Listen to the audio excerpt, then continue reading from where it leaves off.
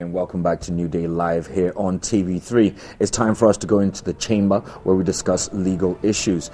Now, this morning we will be discussing court injunctions. Now, joining us this morning will be our legal practitioner, Abraham Amaliba, who will explain the term that we are throwing around this morning very loosely, and that is court injunctions.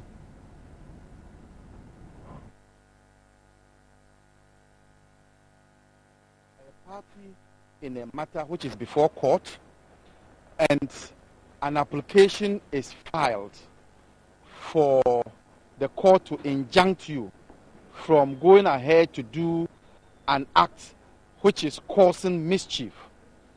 That order by the court is to restrain you from going ahead to do the act that is being complained of. So we basically would have two types of injunction. We have interlocutory injunction, and then we have perpetual injunction. With interlocutory injunction, it is an interim order by the court that you shouldn't go ahead to do what is being complained of. That is normally given during the pendency of the case. But when the case is finally completed, then a perpetual injunction, a final injunction may be imposed on you, never at all to engage in that act. Okay, so now we further ask another question. Who and on what basis can one actually file for an injunction?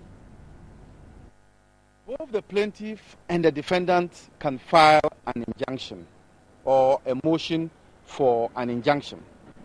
So once you are, an interested party in a matter, you can file that motion for an injunction. However, the court, on its own motion, that is without an application from any of the parties, can also injunct the parties from engaging in acts that will undermine the authority of the court.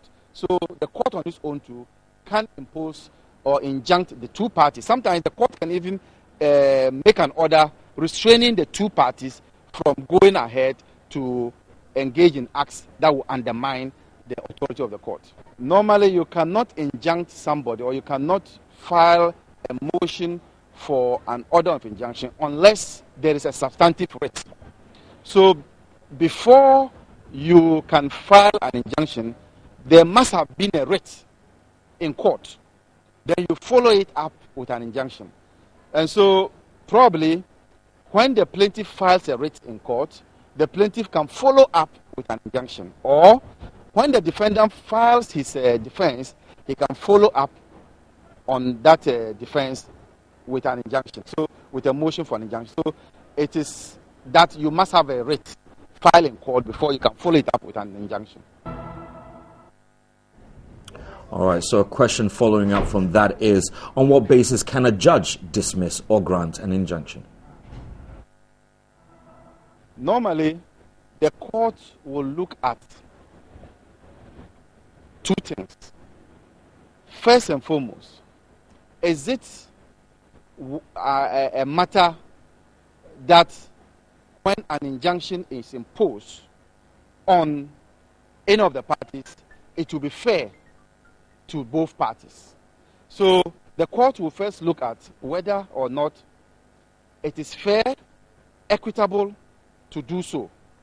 The second aspect of it is that the court will also look at where would the greatest hardship be felt. In other words, who will suffer the more when an injunction is imposed.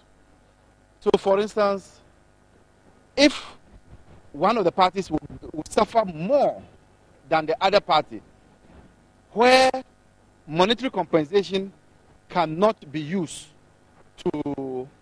to compensate that person, where it is going to be difficult for the court to ensure that whatever the other party is losing can be compensated by monetary compensation, the court will decline.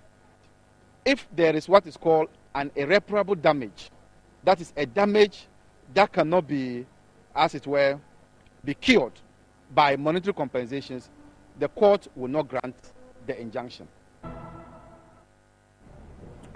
Great. And our final question for our legal practitioner, Abraham Amaliba, this morning is, how can one defend themselves against an impending injunction action?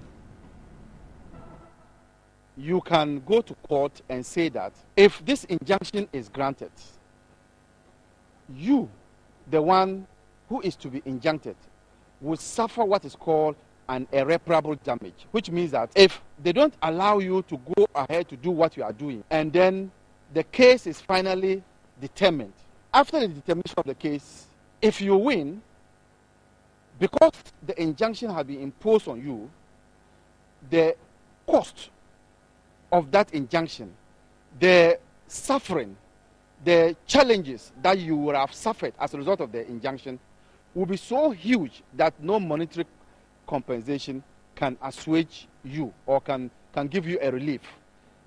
You then appeal to the court that you will suffer so much hardship that monetary compensation, after all, cannot be a relief to you. Okay, so we'd like to thank our legal practitioner, Abraham Amalibo, for giving us that piece of advice this morning in regards to court injunction.